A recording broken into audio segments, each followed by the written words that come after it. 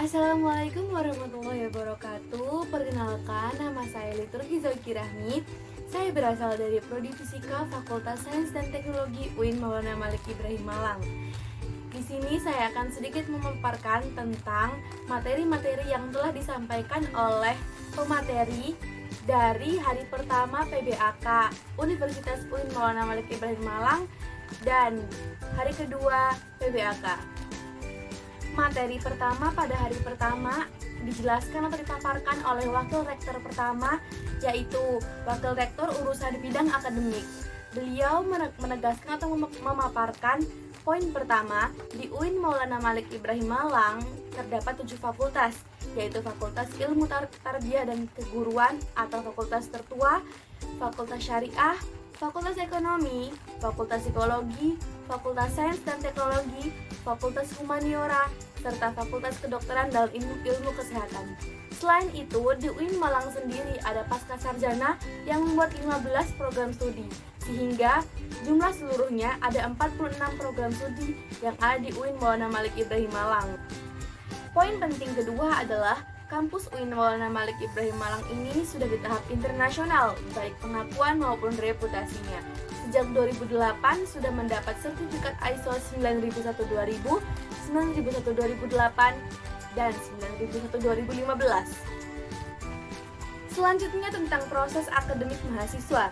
Mahasiswa berkuliah di UIN Maulana Malik Ibrahim Malang minimal 8 semester dengan 150-160 SKS. Semakin sedikit kita mengambil SKS, maka semakin lama pula kita wisuda. Setelah itu ada penelitian, pengabdian masyarakat, ujian komprehensi, ujian skripsi, lalu wisuda. Poin penting selanjutnya adalah untuk memaksimalkan 4 pilar mahasiswa yang ada di UIN Malang, UIN memiliki beberapa pengembangan. Yang pertama pengembangan ma'had, yang kedua pengembangan bahasa, yang ketiga pengembangan menghafal Al-Quran, yang keempat pengembangan rumah moderasi beragama, yang kelima pengembangan perpustakaan, yang di dalamnya ada e-book dan e-jurnal serta lainnya. Ada mata kuliah ciri khas dari UIN Malang sendiri, yaitu mata kuliah pengembangan diri. Pengembangan diri misalnya pengembangan dasar, pengembangan keislaman, pengembangan bahasa, dan pengembangan filsafat. Ada beberapa jenis mata kuliah. Pertama, mata kuliah fakultas. Setiap fakultas akan mendapat mata kuliah yang berbeda. Ini menjadi pembeda setiap fakultas.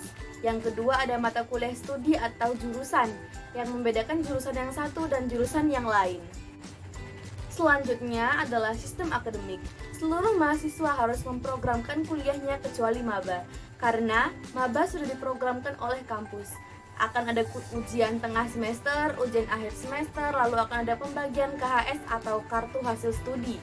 Perolehan IPK menentukan banyak SKS yang dapat kita ambil semester berikutnya. Semakin kita banyak mengambil SKS, semakin cepat kita akan lulus. Kita masuk pada materi kedua di hari pertama adalah tentang kemahasiswaan yang dijabarkan oleh Wakil Rektor ketiga. Poin penting pertama adalah mahasiswa harus meningkatkan gaya belajar, contohnya berpikir ilmiah. Setiap pendapat yang dikeluarkan harus ada dasarnya, baik secara sains maupun secara agama. Poin penting selanjutnya adalah mahasiswa harus kreatif di masyarakat. UIN Malang dapat menjadi wadah pengasahan kreativitas mahasiswa tersebut. UIN menyediakan 15 UKM untuk memfasilitasi bakat mahasiswa. Ada juga organisasi intrakampus yaitu DEMA dan SEMA. Poin penting yang ketiga adalah mahasiswa harus mengikuti organisasi di kampus karena ada namanya SKKM atau Satuan Kredit Kegiatan Mahasiswa sebagai syarat skripsi. Yang setiap mengikuti SKKM mendapat poin. Dan untuk skripsi, poin minimal yang diperoleh adalah 250 poin. Poin selanjutnya adalah jika ada yang ingin disampaikan kepada kampus, dimohon pendapatnya disalurkan lewat DEMA, SEMA, dan HMJ. Jangan berpendapat secara personality. Di UIN ada akselerasi atau saat semester 7 sudah bisa mengikuti kuliah pasca sarjana di UIN Maulana Malik Ibrahim Malang. Ini semua untuk mahasiswa yang memenuhi syarat dan kriterianya masing-masing. Kita masuk pada hari kedua. Materi pertama pada hari kedua adalah tentang DEMA. DEMA adalah Dewan Eksekutif Mahasiswa. Jika di kampus negeri kita kenal dengan BEM. Di kampus yang dinaungi oleh Kemenak itu bernama DEMA. Dema UIN Maulana Malik Ibrahim Malang masa jabatan 2021 ini bernama Kabinet Sakti yang dikepalai oleh Farhan Adi Muesadi, mahasiswa dari jurusan farmasi dan diwakili oleh Ahmad Fawaid dari jurusan psikologi. Dema adalah organisasi intrakampus yang merupakan lembaga eksekutif di universitas. Dema dibagi menjadi dua, ada Dema Universitas dan Dema Fakultas. Di bawah Dema Fakultas, ada Himpunan Mahasiswa Jurusan atau HMJ. Fungsi Dema sendiri adalah 1. Sebagai pelaksana program kemahasiswaan, 2. Sebagai lembaga yang mengkoordinasi atau menginstruksi kegiatan mahasiswa di tingkat universitas. Tugas Dema sendiri antara lain 1. Melaksanakan program kerja organisasi yang sudah disepakati Senat. 2. Mengkonfirmasi dan mengkoordinasi kegiatan mahasiswa di tingkat universitas. 3. Melaksanakan organisasi dan sinkronasi kegiatan mahasiswa. Dema tidak berdiri sendiri, ada kementerian-kementerian yang membantu menjalankan tugas-tugas tersebut. Selain itu, kementerian juga berfungsi untuk menjalankan atau menjelaskan keinginan Dema. Kementerian tersebut antara lain 1. Kementerian Dalam Negeri, mengawasi tentang kegiatan dalam universitas. 2. Kementerian Luar Negeri, mengkomunikasikan lembaga dalam kampus dengan lembaga di luar kampus. Ketiga, Kementerian Sosial dan Hukum, menjabarkan tentang pengembangan atau kajian seputar isu-isu sosial dan hukum. 4. Kementerian Agama, sebagai upaya berkolaborasi mewujudkan kampus yang ulul albab. 5. Kementerian Pengembangan dan Kreativitas. 6. Kementerian Komunikasi dan Informasi. Kita dapat mengenal Dema lebih lanjut dengan mengunjungi sosial media milik Dema UIN Malang, baik itu IG, YouTube, email, Facebook, Twitter, dan lain sebagainya. Program kerja yang akan dilakukan Kabinet Sakti masa jabatan 2021 ini antara lain 1. Sahabat Desa, yaitu untuk meningkatkan kepekaan mahasiswa dengan masyarakat. 2.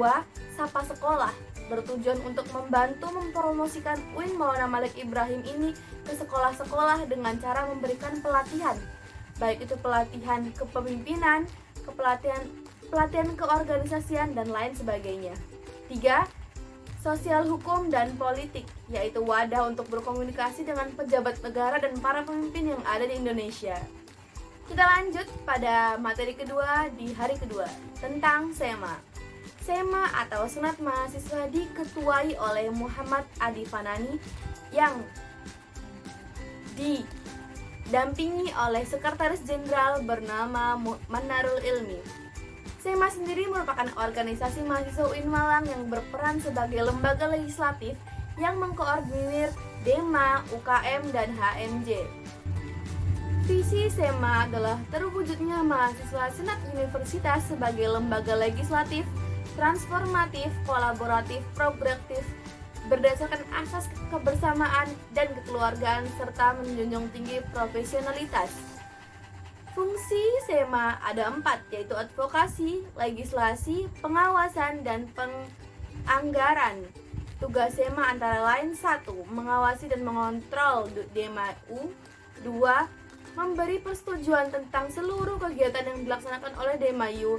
3. Memberikan pengesahan terhadap setiap laporan pertanggungjawaban setelah selesai agenda tersebut. 4. Memfasilitasi aspirasi mahasiswa UIN dan menyalurkan kepada pihak-pihak yang bersangkutan. 5. Mengawasi setiap keputusan dan kebijakan yang diambil oleh Dema. 6. Merencanakan dan menetapkan organisasi-organisasi di UIN Malang. 7. Mengesahkan peraturan Dema UIN Malang. Selain itu, wewenang SEMA adalah 1. Membentuk undang-undang yang dibahas dengan presiden mahasiswa untuk mendapatkan persetujuan bersama. 2. Menampung dan mempertimbangkan segala aspirasi mahasiswa. 3. Memberikan mandat untuk pelaksanaan Pamilwa. 4. Mengawasi pelaksanaan hasil undang-undang SEMA. 5. Mengawasi pelaksanaan dan program kerja Dema. 6. Turut andil dalam pengkajian permasalahan yang ada di negara ataupun di universitas. 7. Menerima dan membahas usulan PO yang berkaitan dengan bidang tertentu dan mengikut sertakan dalam pembahasan. 8. Memberi peringatan kepada Dema.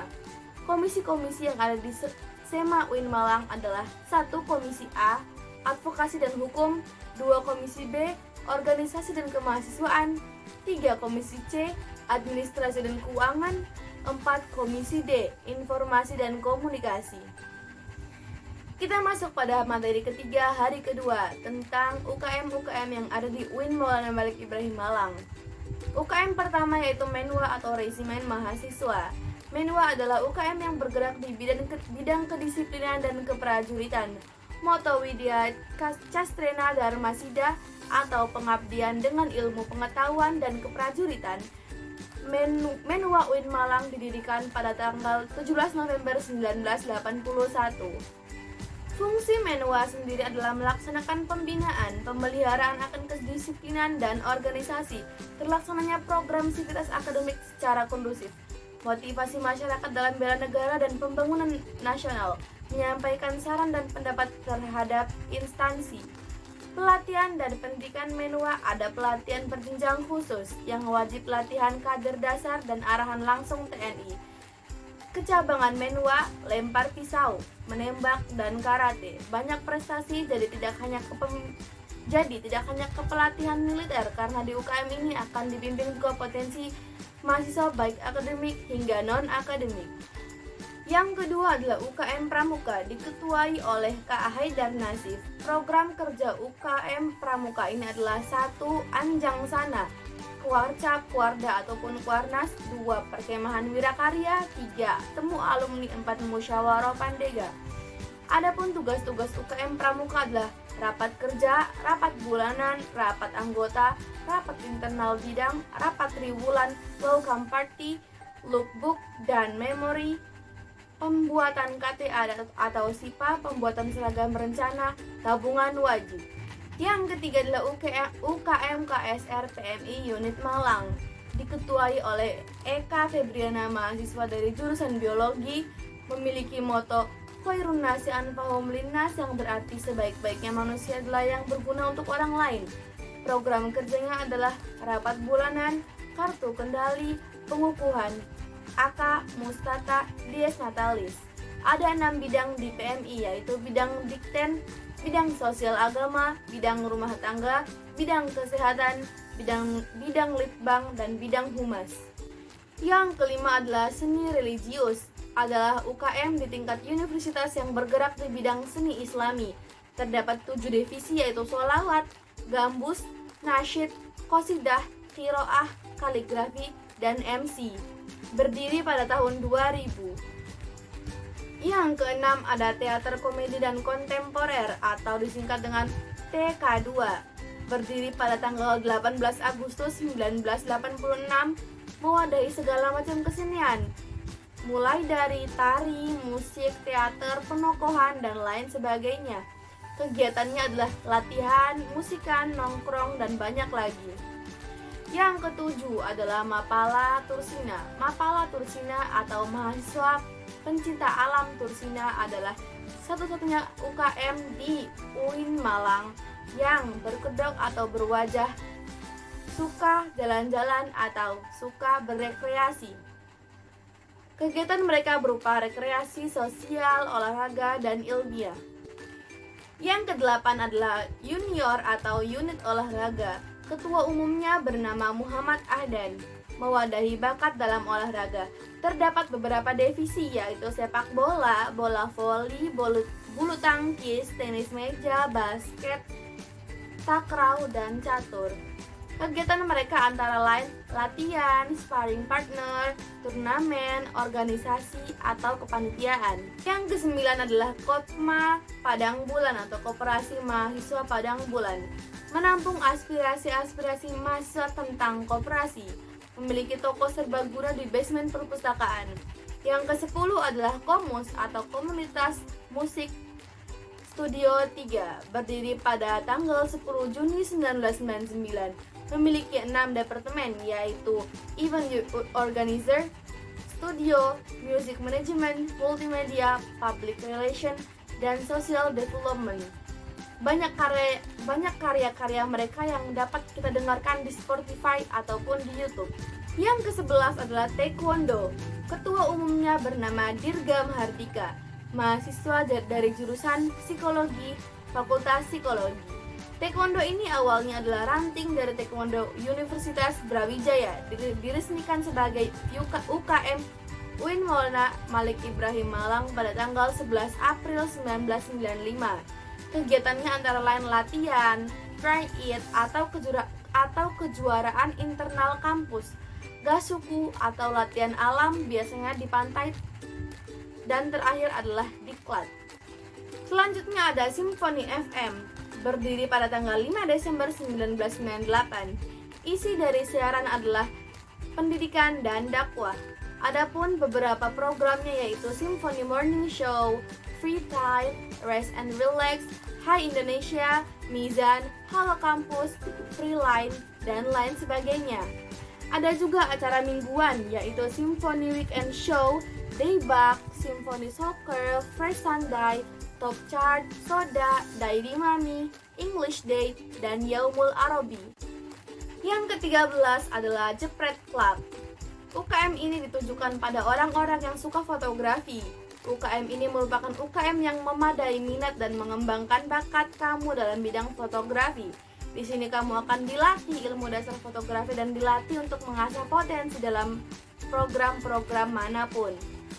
Yang ke-14 adalah LKP2M atau Lembaga Kajian Penelitian dan Pengembangan Mahasiswa. UKM ini akan meningkatkan kualitas intelektual yang mengembangkan kemampuan dalam hal kaji dan penelitian masalah keagamaan, filsafat, pendidikan, dan sosial politik. Yang ke-15 adalah UKM FAPM Inovasi.